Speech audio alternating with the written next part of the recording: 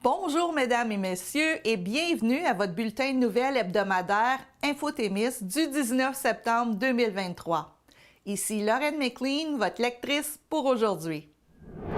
Alors cette semaine à Infothémis, nous avons la municipalité de Laverlechère-Anglier est placée sous une administration provisoire. Le château d'Arvaux de Nédelec reçoit l'accord de la municipalité pour un bail de longue durée. La fermeture du dépanneur 7 sur 7 de Guigues, un tirage au sort pour 6 terrains de villégiature à Laniel et à Témiscamingue. Vision Travail reçoit un financement de 125 000 $ et plusieurs autres nouvelles. Et surtout, n'oubliez pas d'être des nôtres à tous les mercredis soirs à 18 h pour notre télébingo populaire. Une deuxième municipalité de la région du Témiscamingue est placée sous l'administration provisoire de la Commission municipale du Québec, et ce, depuis le 14 septembre dernier. Cette fois, il s'agit de la municipalité de Laverlechère-Anglier. Pour qu'une décision du conseil municipal soit valable, un nombre minimal de conseillers est requis. Ce nombre est appelé quorum. S'il y a une perte du quorum, par exemple parce que plusieurs conseillers ont démissionné, il n'y a plus de séance du conseil et aucune décision ne peut être prise. Tel est le cas pour la municipalité de Laverlechère-Anglier, à la suite de la démission du maire Daniel Barrette et de 3 conseillers municipaux. La Commission municipale du Québec administre alors la municipalité pendant la période où le conseil ne peut plus tenir de séance. Elle adopte les résolutions à la place du conseil pour que la municipalité puisse continuer de fonctionner. Les décisions de la Commission ont le même effet que celles adoptées par le Conseil municipal. Les délégués de la Commission municipale du Québec vont assurer l'administration de Laverlechère-Anglier jusqu'à l'élection de nouveaux conseillers municipaux. Ils assumeront également les fonctions laissées vacantes par le maire démissionnaire. Le poste de directeur général est quant à lui vacant depuis plus d'1 an. Ce n'est pas la première fois que des conseils municipaux se retrouvent sans quorum ces dernières années. Des situations similaires à Rimini avaient notamment forcé la Commission municipale du Québec à intervenir. Le dimanche 10 septembre dernier a été une journée marquante de l'histoire de Saint-Bruno de Guigues. L'épicerie du coin 7 sur 7, mieux connue sous le nom de dépanneur chez Cocor, a officiellement fermé ses portes.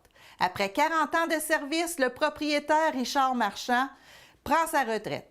Plusieurs propriétaires s'y sont succédés et les vocations y ont changé au fil des ans. Première boulangerie du village, maison de pension pour les voyageurs, magasin de tissu à la verge avec étalage de bas de soie et de cachemire, de corsets, etc.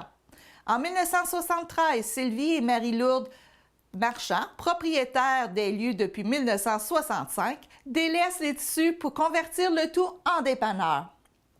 10 ans plus tard, le commerce est vendu à leur fils Richard Marchand, qui l'a opéré pendant 40 ans. M. Marchand confirme qu'il y a plusieurs raisons qui ont mené à cette décision. En janvier dernier, il a perdu sa conjointe des 17 dernières années. Par la suite, la motivation d'opérer le dépanneur n'y était plus. Même s'il est en pleine forme à l'âge de 66 ans, l'homme s'inquiète aussi de ce que viendrait le commerce s'il tombait malade.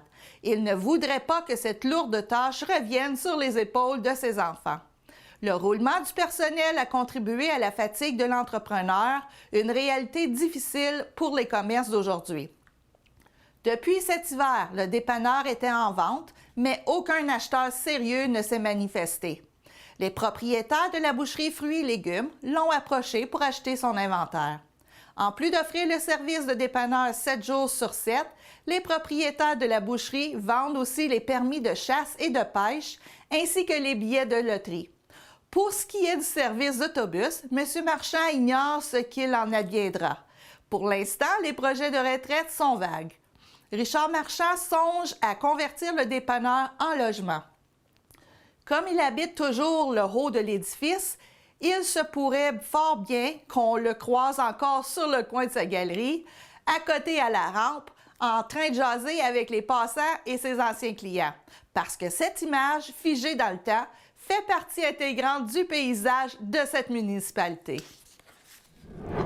Vision Travail Abitibi-Témiscamingue est fière d'annoncer l'obtention d'un financement de 125 000 $ pour démarrer son projet de certification entreprise inclusive grâce à un partenariat avec l'Association canadienne du soutien en emploi. Cette certification vise à reconnaître publiquement les entreprises qui auront adopté les meilleures pratiques qui soient en matière d'équité, de diversité et d'inclusion. L'expertise développée par Vision Travail auprès de la main-d'œuvre diversifiée sur près de 40 ans sera mise en profit pour accompagner les employeurs engagés dans ce processus. Ainsi, la certification entreprise inclusive leur permettra de surpasser leurs concurrents dans la course au recrutement qu'ils se livrent entre eux en ce moment. Pour Vision Travail, le plus grand bénéfice de ce projet, c'est d'offrir aux travailleurs issus des groupes sous-représentés sur le marché du travail les meilleures chances possibles de s'intégrer en emploi de manière durable. Monsieur Jean-Claude Loranger, président du conseil d'administration de Vision Travail, ne cache pas son enthousiasme envers ce projet novateur. Il est convaincu que cette certification contribuera de manière significative à créer un environnement de travail sain où seront réunies toutes les conditions gagnantes pour l'intégration et le maintien en emploi des clientèles sous-représentées. M. Loranger mentionne que ce n'est qu'un des nombreux projets innovants développés par Vision Travail pour contribuer à contrer la pénurie de main-d'œuvre qui sévit en région.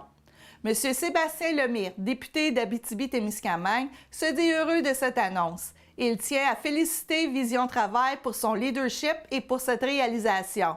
Ce projet est le seul sélectionné au Québec par l'Association canadienne du soutien en emploi et l'Abitibi-Témiscamingue devient ainsi la première région à développer un tel concept.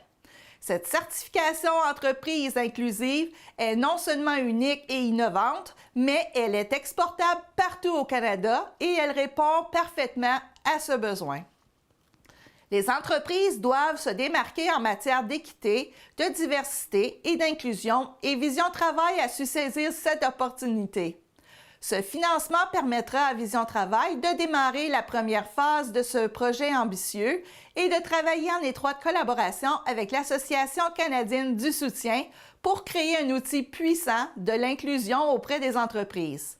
Depuis plus de 35 ans, grâce à l'expertise de professionnels qualifiés, l'équipe de Vision Travail contribue efficacement à créer un arrimage parfait entre les chercheurs d'emploi et les entreprises par différents services et programmes en employabilité. L'organisme rencontre plus de 1500 personnes et entreprises par année. D'ailleurs, plus de 80 % atteignent leur objectif. Bravo pour cette belle initiative. Le 5 septembre dernier, à la réunion du conseil municipal de Nédlec, une importante décision a été prise quant à l'avenir du château d'Arvaux. Les élus ont donné leur accord pour un projet de bail de longue durée afin que les travaux de rénovation et de restauration du bâtiment puissent être achevés.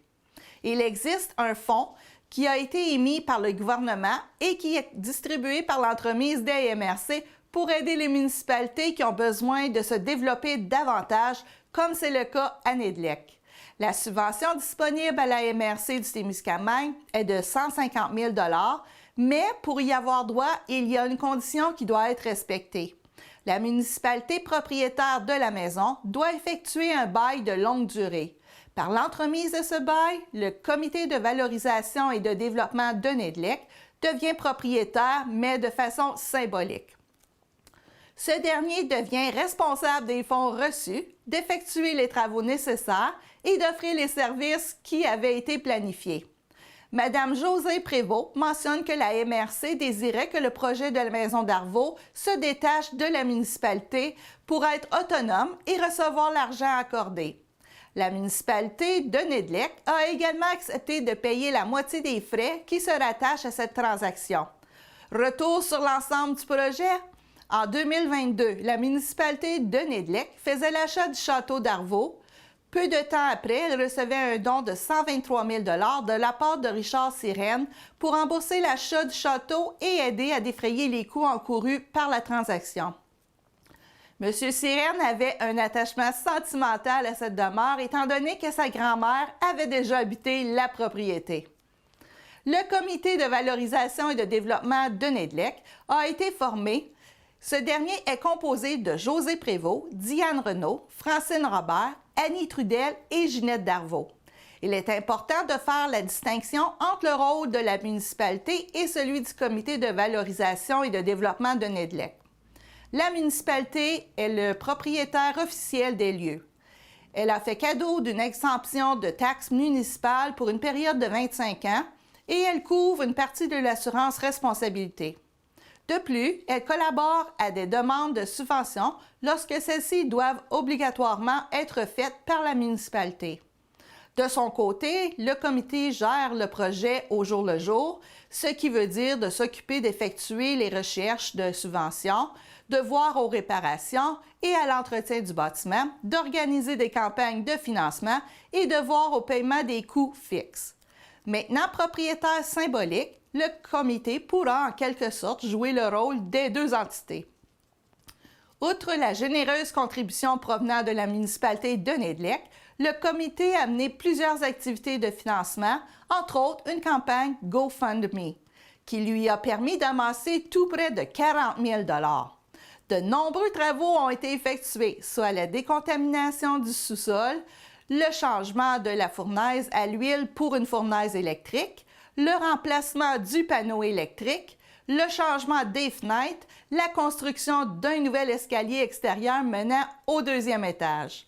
Malgré les transformations, le cachet unique de style Queen Anne de l'époque victorienne sera conservé dans ses moindres détails. José Prévost se dit optimiste pour la suite des choses. Le château d'Arvaux semble bel et bien sauvé et entre bonnes mains.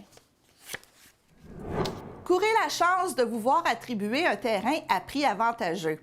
6 terrains de villégiature de grandeur entre 5 000 et 11 885 mètres carrés sont offerts à la population jusqu'au 29 octobre sous forme de tirage au sort.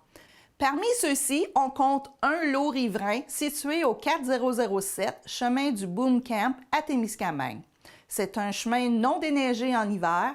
Ce terrain n'est pas relié au réseau d'Hydro-Québec. C'est un terrain en location dont le loyer annuel est de 1 709 $ par année. La personne intéressée doit acquitter les frais de taxes impayés en date du 1er décembre 2023 à la ville de Témiscamingue et au centre de services scolaires du lac Témiscamingue. 5 lots non riverains sont également disponibles sur le chemin du ski à l'Aniel.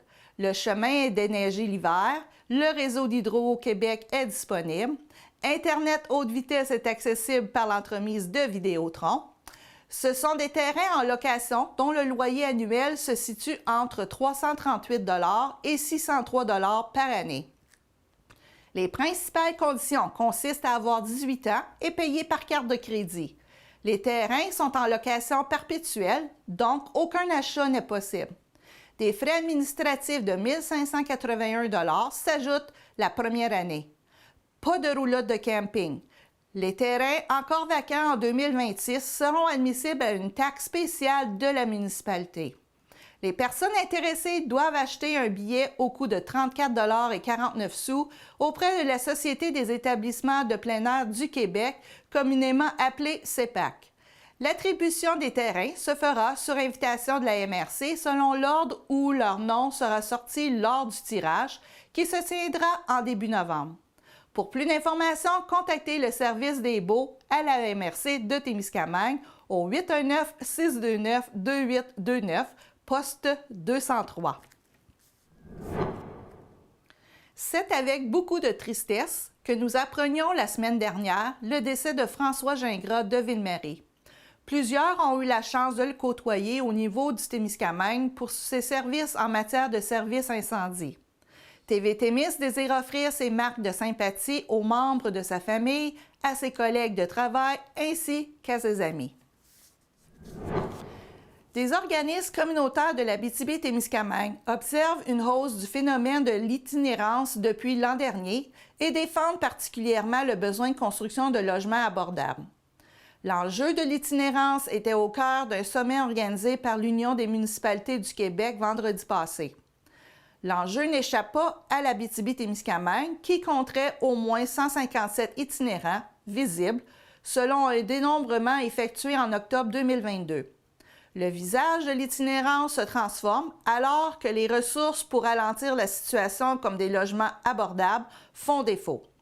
Il n'y a plus d'âge et de statut social qui est protégé. Personne n'est à l'abri de tout perdre et de se retrouver à la rue pour un temps indéterminé. Le phénomène semble s'étendre de plus en plus aux personnes âgées, tout comme aux jeunes âgés entre 20 et 25 ans. Un intervenant mentionnait que cet été, le refuge avait reçu une dame de 72 ans. Elle était mariée, son mari est décédé et elle a perdu son logement car elle n'avait plus les moyens de le payer seule. Elle s'est retrouvée à la rue car elle n'avait pas de famille et personne pour lui donner un coup de main. Heureusement, le refuge a pu lui trouver un petit logement. Les intervenants pointent du doigt une multitude de facteurs pour expliquer la situation actuelle, dont la hausse du coût de la vie et la pénurie de logements et de logements abordables. Ces deux derniers éléments contribueraient à faire basculer des citoyens vers l'itinérance, en plus de favoriser leur maintien dans une telle situation. Le problème le plus souvent vécu de la part des refuges est la difficulté à relocaliser les gens. Car en ayant moins de logements, les gens restent plus longtemps dans les refuges. En restant plus longtemps dans les refuges, ces derniers peuvent accueillir moins de gens. C'est un cercle vicieux. Quels sont les principaux stéréotypes et préjugés à déconstruire au sujet de l'itinérance? Souvent, les gens disent « ils ont juste à travailler ». On rappelle l'importance des réseaux familiaux et sociaux, ainsi que des ressources financières, ce dont tout le monde n'est pas nécessairement pourvu.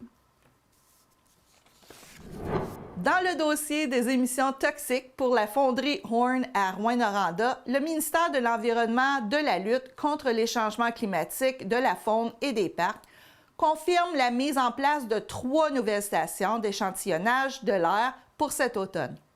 La population de Rouyn-Noranda avait exprimé le besoin d'avoir accès à davantage de données sur la qualité de l'air et les stations ajoutées permettront d'en dresser un portrait plus précis. Le ministre Benoît Charette a confirmé par voie de communiqué que les équipes sont mobilisées depuis plusieurs mois et les travaux sont en voie d'être finalisés sur l'ensemble des sites.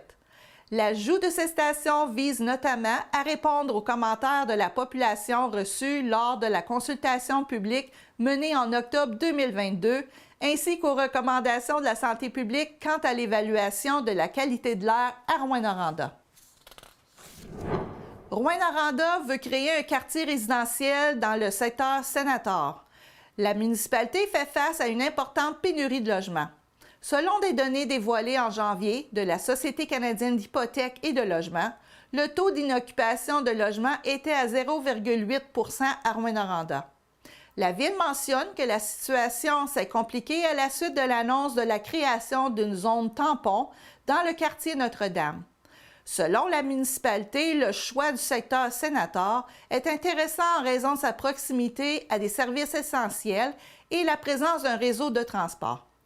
La municipalité indique que les firmes possédant une expertise notamment en urbanisme, en design urbain et en architecture urbaine seront invitées à déposer une soumission pour l'élaboration d'un concept d'aménagement du nouveau quartier.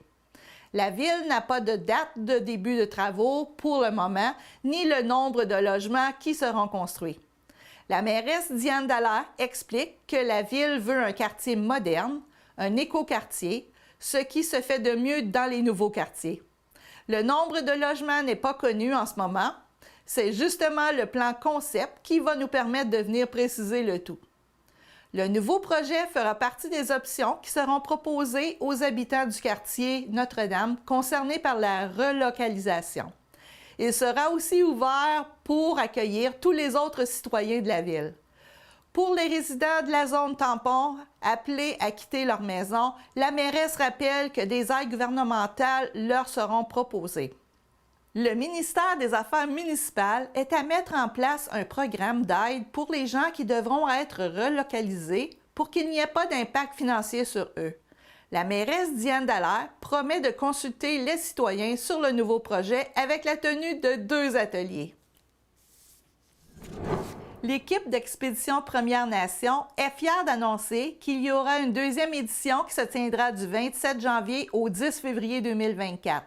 C'est une expédition d'envergure en motoneige. Ils parcourront plus de 3250 km avec la participation de plusieurs membres de diverses communautés autochtones et d'allochtones de plusieurs MRC du Québec. Leur trajet consiste à traverser 16 communautés et municipalités. Cette fois-ci, ils désirent organiser plusieurs activités dans les communautés et municipalités qui seront visitées. C'est une question de rendre le tout plus festif et plus familial pour ainsi permettre la fraternité vers la guérison entre les nations. Une fois de plus, ils rendront hommage aux enfants des pensionnats indiens, des femmes autochtones assassinées et disparues, à Joyce Echaquan, ainsi qu'aux enfants qui ont été enlevés de leur famille à la naissance et dont leur trace est perdue. La Fédération des clubs de motoneige du Québec est un des partenaires principaux de cette aventure. Le parcours se fera principalement dans les sentiers fédérés de motoneige, question de rejoindre le plus de gens possible et de prendre le temps de discuter et de s'amuser avec tous ceux qui viendront les encourager.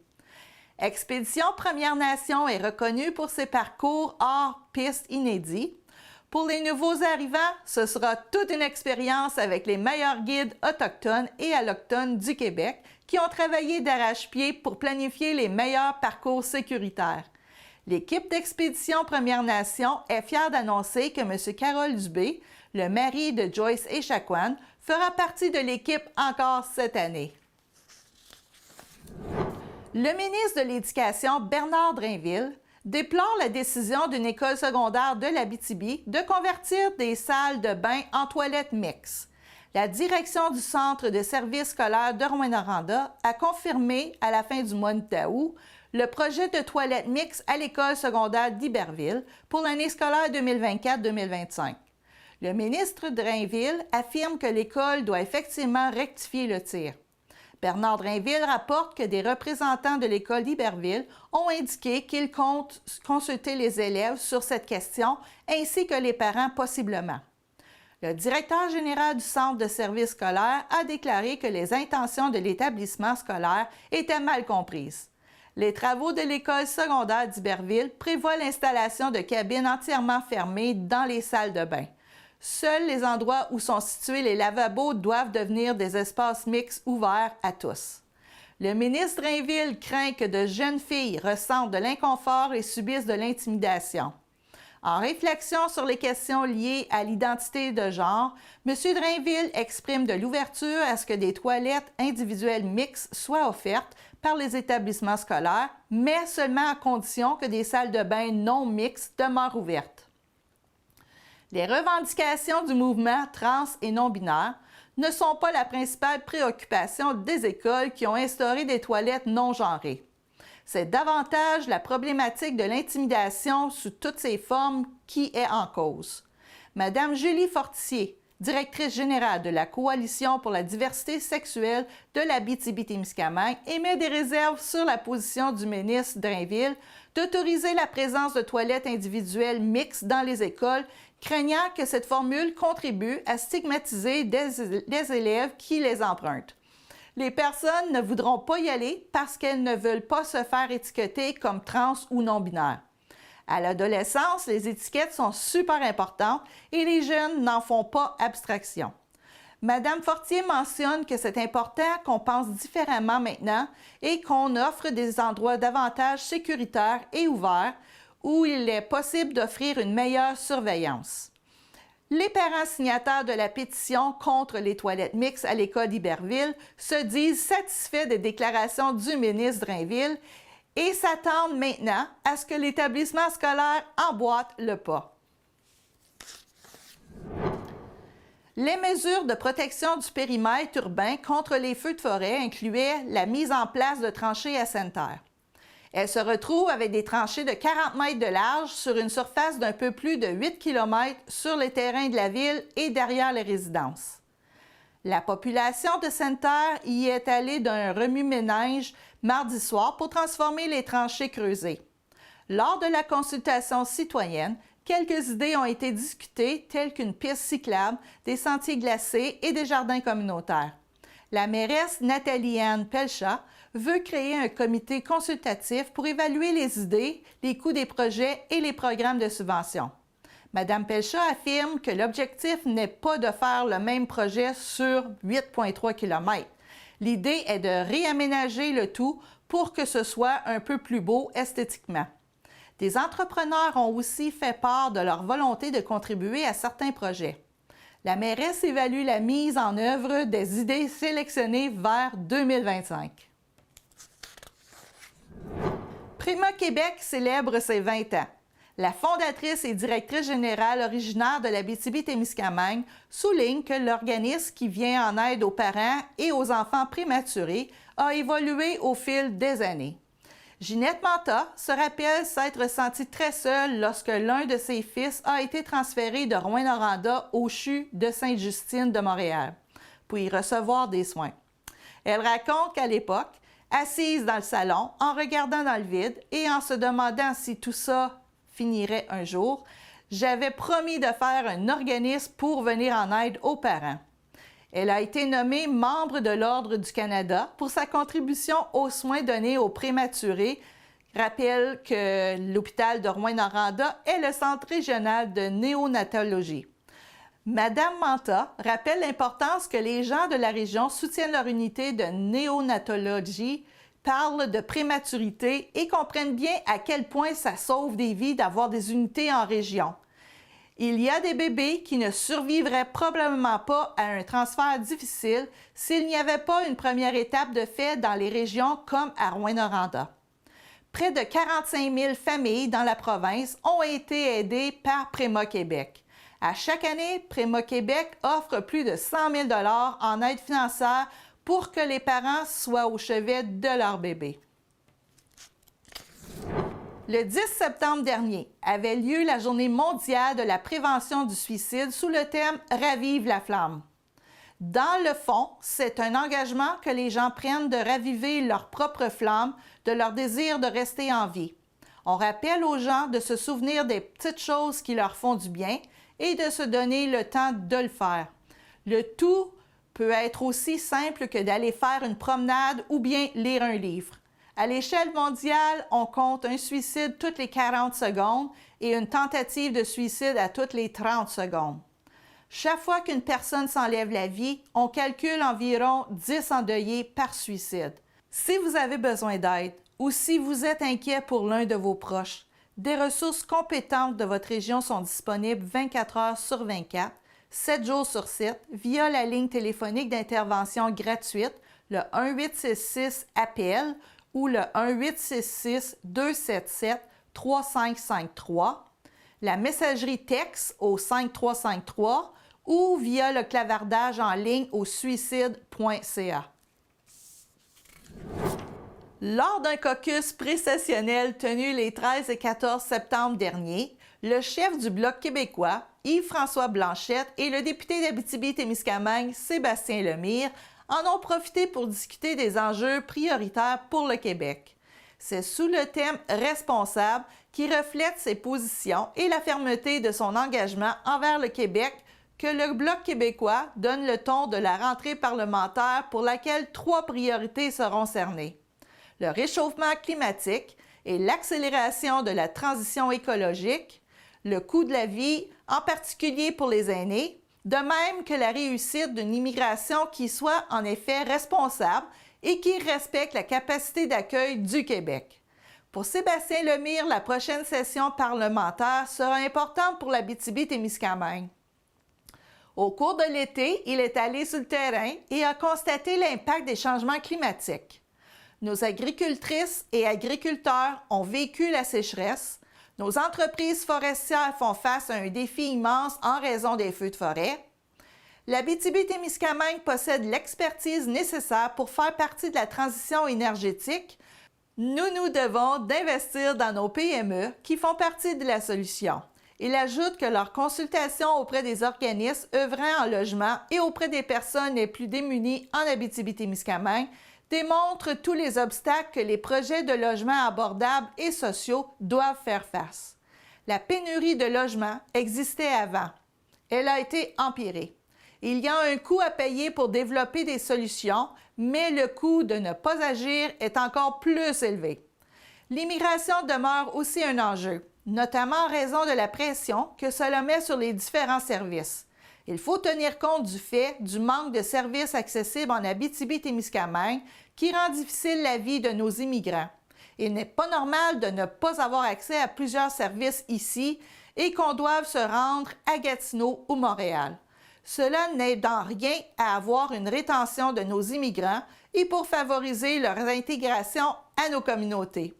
Aux 3 priorités nationales, Sébastien Lemire ajoute les siennes, c'est-à-dire de rappeler l'importance d'un transport aérien fiable, abordable, flexible et fréquent, de s'assurer qu'Ottawa réponde aux besoins de services de la population témiscabitibienne et tienne compte des changements climatiques et des réalités régionales dans les programmes agricoles et forestiers. Les défis de l'Abitibi-Témiscamingue demandent des solutions qui sont adaptées à notre réalité. M. Lemire continue son travail auprès de nos aînés pour comprendre et s'assurer de représenter leur réalité. Il a pris conscience des défis auxquels ils font face. Il désire également travailler avec les jeunes afin de créer un lieu d'échange. Pour Sébastien Lemire, être député, c'est d'abord être à l'écoute des gens afin de porter avec eux leurs aspirations et d'adapter leur environnement aux réalités d'aujourd'hui. C'est avoir un leadership rassembleur et collaboratif sur les enjeux qui nous touchent et participer à développer un milieu de vie durable, vivant, humain et à notre image. Alors voilà, c'est ainsi que se termine notre bulletin de nouvelles pour cette semaine. J'espère que ça vous a plu.